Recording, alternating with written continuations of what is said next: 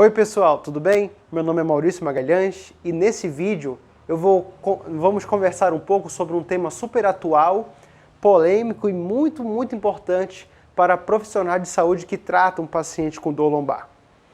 Você nunca ouviu falar sobre quando você for pegar algum objeto no chão, ou faça com a coluna ereta para poder reduzir sobrecarga na sua coluna vertebral, ou então, quem sabe, você já não viu a expressão, você tem que fazer o movimento com a coluna ereta para poder prevenir que a hérnia de disco ela vire extrusa? Essas são algumas verdades, né, que já se propagam ao longo do tempo, mas será que essa é uma informação baseada em evidências? O que será que a ciência realmente diz sobre fazer movimentos de flexão do tronco, ou então baixar para pegar algum objeto no chão com a coluna flexionada, ou então com a coluna ereta? Mas antes de começar, já deixa o seu like aqui nesse vídeo, se inscreve no meu canal para você não perder as atualizações e se manter atualizado sobre todas as novidades que eu posto por aqui semanalmente, tá bom? Isso me ajuda muito até a saber se esse conteúdo está sendo relevante para você, ou então, e até mesmo para me motivar para poder fazer cada vez mais vídeos, para trazer cada vez mais evidência para a sua prática clínica. Agora sim, vamos lá. Sabemos que a dor na coluna ela é a principal causa de incapacidade do mundo. E ela gera altos custos para a sociedade e altos níveis de afastamento do trabalho. E ao longo dos anos, várias medidas têm sido tomadas a fim de reduzir esses gastos e poder minimizar o número de pacientes, de pessoas com lombalgia ou dor nas costas. Muito bem. O movimento de abaixar e a forma que levantamos, principalmente com a coluna flexionada, ela se perpetuou ao longo do tempo como sendo uma forma de prevenção, tá? Ou então um fator de risco comum para poder prevenir a dor na coluna em perfis de pacientes.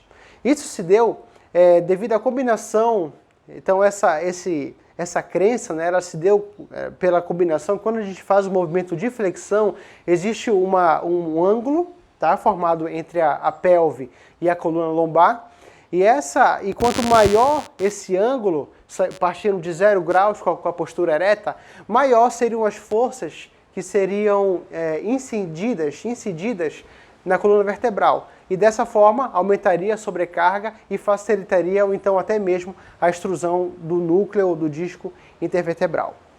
E muitos profissionais de saúde, eles recomendam que com o aumento da flexão, existe uma maior possibilidade dessa dor surgir, ou então de aumentar os níveis de pressão dentro do disco intervertebral. Ou seja, levantar com as costas eretas parece que se tornou uma das maiores verdades já difundidas no mundo todo, não só aqui no Brasil. Tá? E que isso possivelmente poderia potencializar o risco de novos casos de dor lombar, ou então prevenir dor lombar em pessoas que já são crônicas. Mas de onde que vem esse princípio? Esse princípio ele vem de um estudo bem antigo, publicado pelo Nashman, e por outro publicado pelo Wilk, tá? Mais recente, mas não tão recente, feito em 1991, onde eles implementaram alguns chips na coluna vertebral e pediram para que pessoas pegassem objetos no chão. E eles verificaram, nesses pacientes, que aumentava a pressão no disco intervertebral toda vez que eles faziam movimento de flexão e extensão do tronco, com carga principalmente. Tá? Porém, uma crítica que tem esse artigo, que os pesquisadores eles não controlaram a angulação para saber qual o ângulo que tem mais exposição a esse aumento de pressão, e também não teve um grupo controle para a gente poder controlar essas variáveis. Além disso, teve um outro estudo feito pelo Schmidt em 2016, que eles verificaram que existem cargas totalmente semelhantes em dois grupos distintos. Um grupo, eles pegaram trabalhadores e deram várias orientações para esses trabalhadores, como pegar o objeto do chão da maneira correta, e um outro grupo, eles simplesmente falaram para eles pegarem objetos do chão. E por incrível que pareça, não houve diferença entre os grupos em relação à dor lombar e começo de sintomas, apenas controlando para essas duas variáveis. Intrigante, não?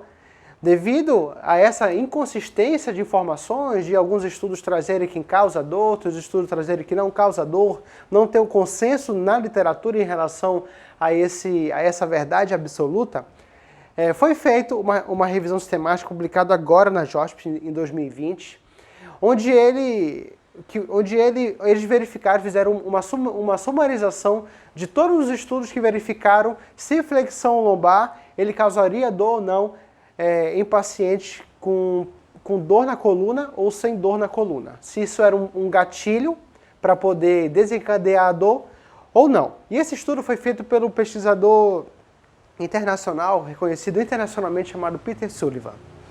Eu vou deixar o download desse estudo aqui nas descrições. Se você quiser baixar esse estudo, vai aqui embaixo que vai estar o link para você fazer o download.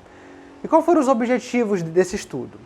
Eles verificaram se a flexão da coluna lombar durante o movimento de levantamento era um fator de risco para a dor lombar, tanto para início de sintomas, que a gente chama de onset, ou então para sintomas persistentes de dor na coluna vertebral. E se flexão da coluna durante o levantamento era diferente em pessoas com ou sem dor lombar. Nessa revisão sistemática foram incluídos 3 estudos.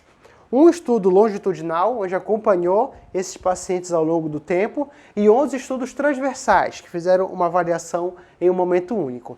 E foi observado que não houve qualquer diferença entre os grupos, entre você fazer flexão com a coluna flexionada, fazer a flexão do tronco com a coluna flexionada, ou então fazer o agachamento com a coluna neutra, para início dos sintomas ou persistência da dor lombar. Além disso, foi observado que o grupo com dor lombar, eles faziam menos flexão do tronco, cerca de 6 graus a menos, comparado com pessoas que não têm dor lombar. Ou seja, parece que pessoas que têm dor têm uma hipomobilidade mais característica da coluna vertebral comparado com pessoas que não têm dor. Isso é um ponto preocupante, porque a gente sabe que a hipomobilidade ela pode gerar sim dor. Tá? Se tem dor, causa inibição muscular, pode causar instabilidade nessa coluna que pode levar a dor e esse ciclo fica se perpetuando ao longo do tempo. Então, para reduzir níveis de sintomas, a gente já sabe que a gente precisa de mobilidade. Tá? E essa revisão sistemática, ela traz um resultado muito interessante, que existe uma baixa qualidade da evidência que fazer flexão do tronco durante o movimento de agachamento e elevação, isso cause dor lombar. Existe uma baixa qualidade da evidência que isso é uma verdade. Então, atualmente, essa informação ela não é baseada em evidências. Então, a gente não pode afirmar e restringir o nosso paciente de fazer flexão da coluna porque vai ter dor lombar. Tá? E além disso, já foi publicado pela BMJ, do estudo do Martino, em 2008, que esse conselho de fazer agachamento e levantar com a coluna flexionada, ela causa dor lombar, ela não tem qualquer evidência científica que isso seja verdade. Ou seja, desde 2008, e essa informação já vem se perpetuando ao longo do tempo, já vem se estudando, porém, parece que profissionais da área da saúde ainda continuam informando seus pacientes para restringir o movimento. Tá? Na minha opinião, como fisioterapeuta, a gente não tem que restringir o movimento, mas a gente tem que dar condições para que esse paciente ele realize a flexão do tronco com a maior mobilidade possível, com o mínimo de dor possível. Então, dar condições de não inibir esse movimento ou falar simplesmente para o nosso paciente não fazer esse tipo de movimento. A gente tem que entender que a nossa coluna ela é mais forte do que a gente imagina. E a gente restringir movimentos no paciente, isso aumenta o nível de cinesiofobia, isso aumenta o nível de hipervigilância, que isso, consequentemente, aumenta o espasmo muscular, aumenta níveis de tensão, ele vai reduzir limiar de dor e qualquer estímulo, seja ele nociceptivo ou não, vai desencadear um potencial de ação que pode ser codificado no cérebro do nosso paciente como sinal de dor. Então, quanto mais mobilidade a gente tiver, com certeza é muito benéfico para o nosso paciente. Agora, presta atenção numa informação. Essa revisão sistemática, ela sugeriu algumas coisas, que não foi que ele identificou que pessoas que fazem mais de 25 flexões do tronco durante o dia, trabalhadores, e que essas flexões do tronco elas estão associadas com mais de 25 quilos, aí pode ser um fator de risco para o dor lombar. Mas observe que é um movimento repetitivo com uma carga interessante, mais de 25 quilos, tá? Que não é o caso do nosso paciente comum. Tá? E mesmo assim, apesar dessa hipótese, ainda não tem estudos que fizeram essa análise de maneira controlada, então não é uma coisa que a gente pode afirmar. Porém, o bom senso da nossa avaliação fisioterapêutica, ela se torna importante para a gente poder orientar melhor o nosso paciente. E quais são as implicações clínicas para esse estudo?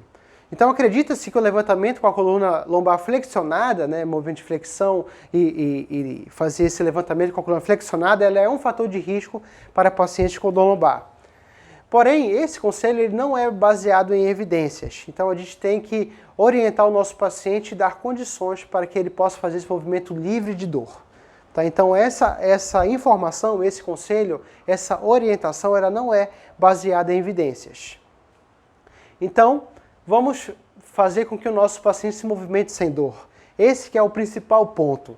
Tá? Então, eu sou da hipótese que sempre o movimento vai ser a melhor alternativa para o nosso paciente.